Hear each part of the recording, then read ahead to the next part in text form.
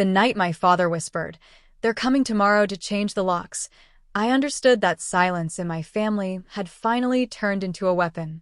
His voice on the phone was thin, almost borrowed, like he was afraid someone else might hear him breathe. In the background, my mother's words cut sharp and frantic, clattering like dishes dropped on tile. I stood alone in my new apartment, city lights blinking outside the window, when a distant firework cracked in the street below. It sounded less like celebration and more like a warning shot. "Dad," I said carefully, forcing calm into my voice. "Put me on speaker. And don't sign anything. Not one more page." He swallowed hard. "Your sister has the papers. She says the bank can take the house. Your mom keeps saying this is your fault. That if you hadn't left." The sentence landed heavy in my chest, but I didn't let him finish. Because a week earlier, I'd already learned exactly how disposable I was. 7 days before Thanksgiving, my mother texted me at 7:12 a.m. "Don't come this year. We're keeping it small." I remember standing in my kitchen with my coffee half poured, staring at the screen like it belonged to someone else. In our family, Thanksgiving was never small. It was loud and crowded and exhausting in the way traditions become when no one questions them. 2 tables shoved together. Football murmuring in the background. My mom counting plates like she was running a fundraiser. "Small?" I typed back. "You said everyone was coming." 3 dots appeared. Disappeared. Then, "This year is about your sister. Don't ruin it." No explanation. Just a verdict. A second message buzzed in immediately. From my older sister, Melissa. "Don't come. The guest list is final." Clean. Polite. Absolute. Melissa had always been the center of gravity in our family. Growing up, she was sensitive. I was fine. When she needed help, my parents bent reality to make it work. When I needed anything, I got a tight smile and a reminder that I was strong enough to handle it myself. When Melissa wrecked her car, it was an accident. When I earned a scholarship out of state, it was running away. When her marriage collapsed, my parents refinanced the house so she could start over. When I asked for help with my first apartment deposit, my dad said, "You're the responsible one." So when they told me not to come for Thanksgiving, I didn't argue. I didn't beg. I didn't send a long message about feelings they'd never made room for. I just stared at my phone until the hurt hardened into something clearer. If I went, I'd be the problem. If I stayed away, they'd have their perfect table and their perfect story. That same morning, I opened an email I'd been ignoring for years. A transfer offer. A struggling branch in another state. I'd always said no, because my parents were getting older, because Melissa was going through something, because I believed loyalty would eventually be returned. That morning, I clicked I accept. Relief came first. Clean and sharp. Grief followed slowly, not because I was leaving my hometown, but because I finally admitted I'd been staying for people who didn't actually want me there. I packed 2 suitcases, my winter coat, and a framed family photo I'd kept out of habit more than love. Everyone smiling in matching sweaters, like nothing underneath was cracked. No one called. "No, are you okay?"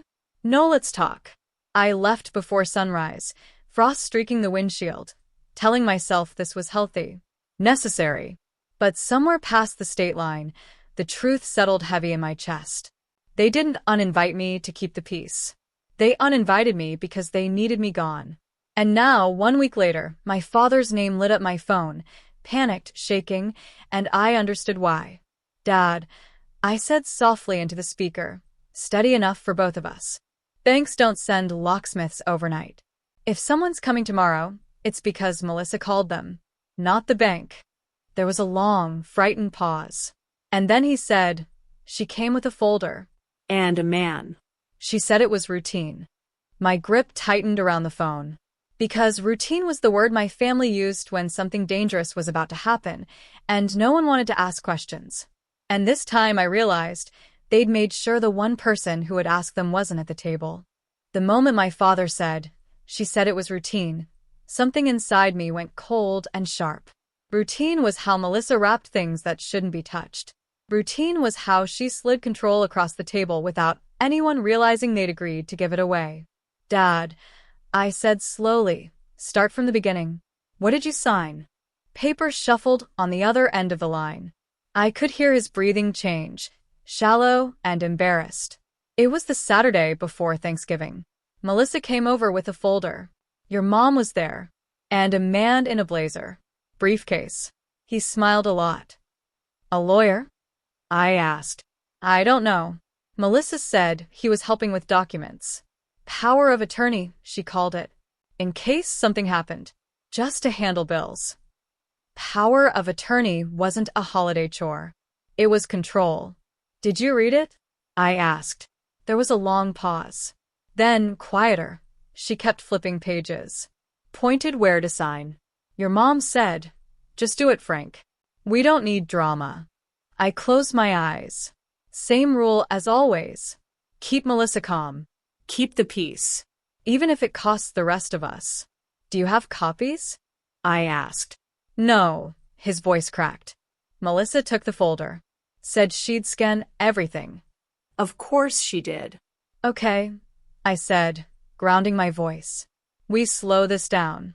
I need someone there who isn't Mom or Melissa. Is Aunt Rose around? Another pause. Your mom doesn't want Rose involved. That told me everything. Rose was my dad's sister.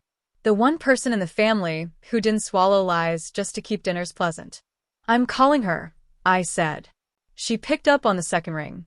Honey, she said, worry already baked into her voice.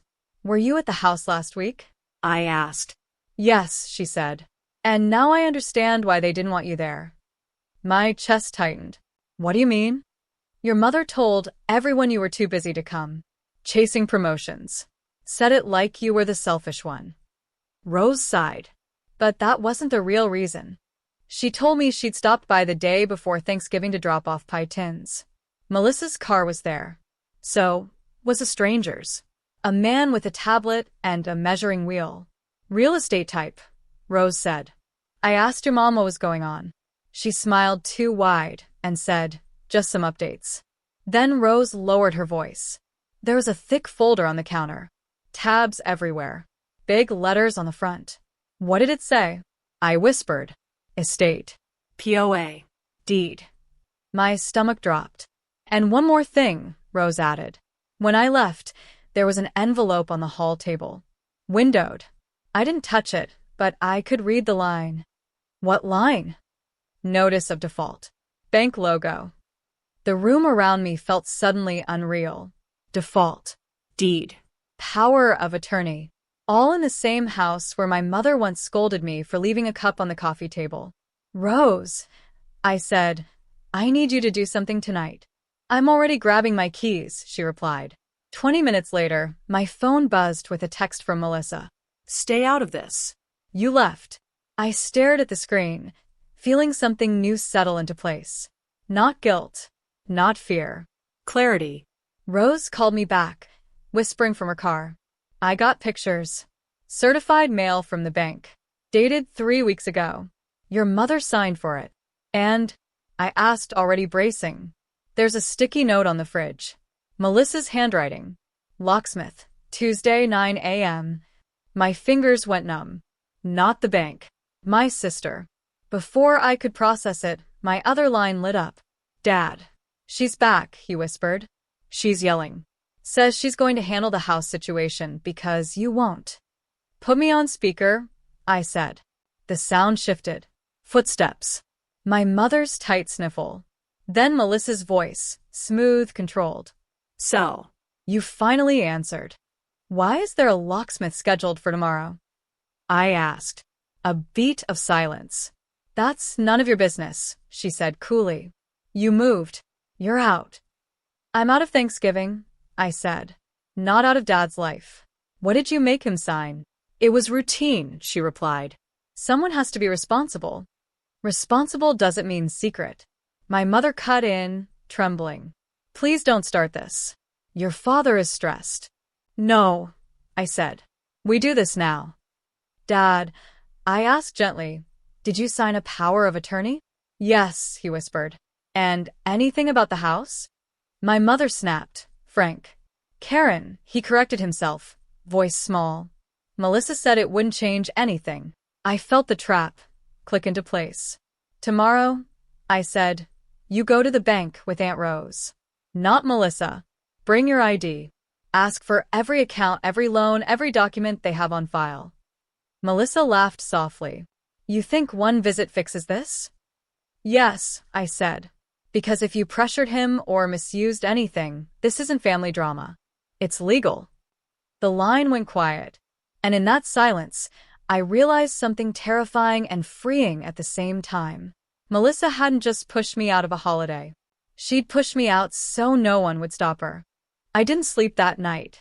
I sat on my couch with my laptop open and a legal pad on my knees, writing dates and names like I was studying for an exam I never signed up for. Every time Melissa had helped. Every moment my mother had said, let it go. Every time my father's voice had sounded smaller than I remembered from childhood. At 7:41 a.m., my phone rang. I picked your dad up, Aunt Rose whispered. Your mother tried to block the door. My stomach clenched. Is he okay? He's embarrassed, she said gently. But he got in the car. That's a start. I stayed on speaker as they walked into the bank. I could hear the soft hum of the lobby, the polite murmur of people waiting their turn, ordinary life continuing while my family's foundation cracked open. A banker came on the line, calm and professional. Mr. Harris, I need to ask a few security questions. My dad answered, voice shaky but present. Then the banker said the sentence that made everything click. There is an active home equity line of credit attached to your property, she said, and the last 2 payments were missed. My dad let out a sound like air escaping a tire. I didn't open that. He didn't, Rose said firmly. The banker continued, careful now. We also have a power of attorney document on file authorizing your daughter to conduct certain financial transactions. My blood went cold. Can you print the POA? I asked. If Mr. Harris requests it, she replied. Print it, my dad croaked. Paper slid across the counter. Rose murmured as she read. It's notarized. Of course it was. Melissa didn't just take control. She made it look clean. Official. The kind of paper decent people trust without question. She brought the notary to the house, my dad whispered. Said it was routine. I closed my eyes. This wasn't panic.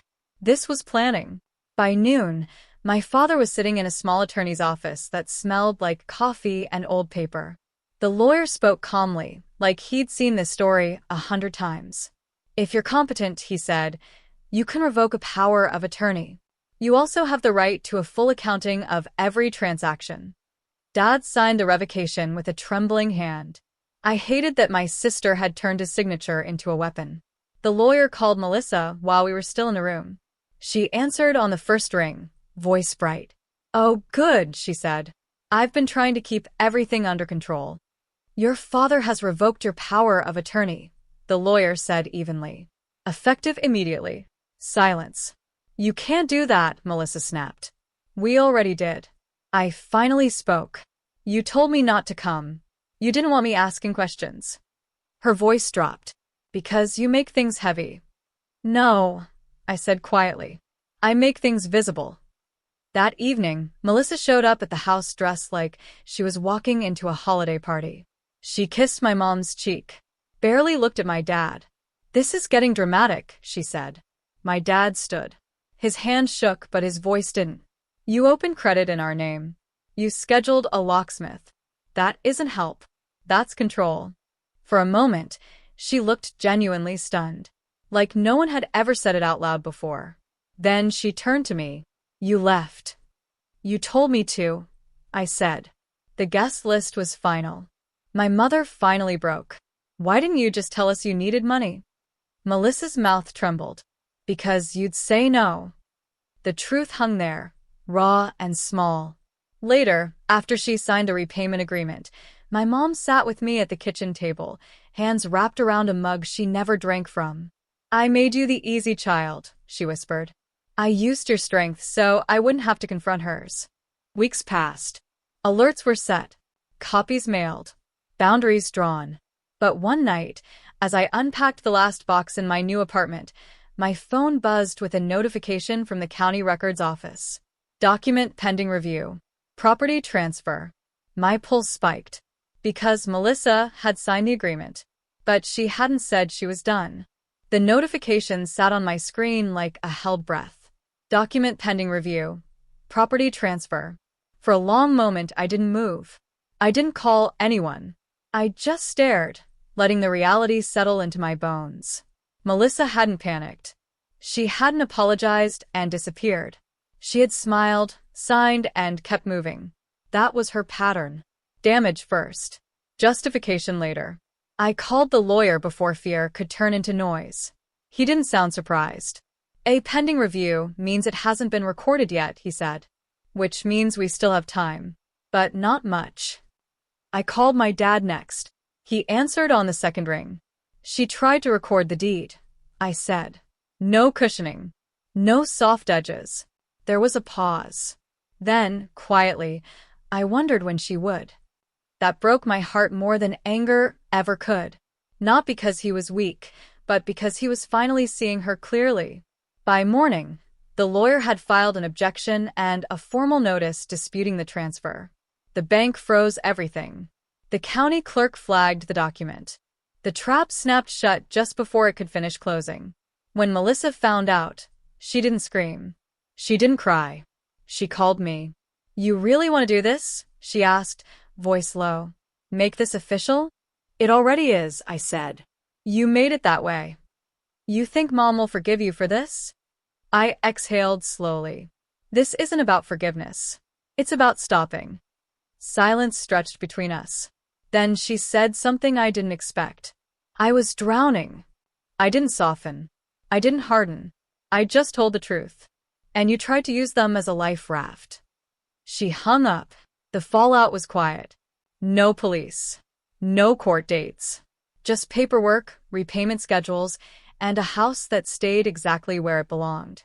On Christmas, my parents didn't push two tables together. They didn't pretend everything was fine. We ate early. We talked slower. Melissa wasn't there. Neither was the old silence. My dad hugged me at the door when I left. Held on longer than he used to. I should have protected you, he said. I shook my head. You're doing it now. That was the difference. I stayed in my new city. I kept the transfer. I visited, but on my terms. With copies. With questions. With boundaries that didn't apologize for existing. Melissa started therapy. She paid back every dollar. She didn't become someone else overnight, but she stopped trying to own things that weren't hers. And I stopped being the convenient one. Because the truth is this: families don't fall apart because someone asks questions. They fall apart because no one is allowed to. If there's one thing I learned, it's this. Don't ruin the holiday cost you your voice. Don't let she handles everything mean no one checks the locks. And never mistake silence for peace. Sometimes, the strongest thing the quiet child can do is speak.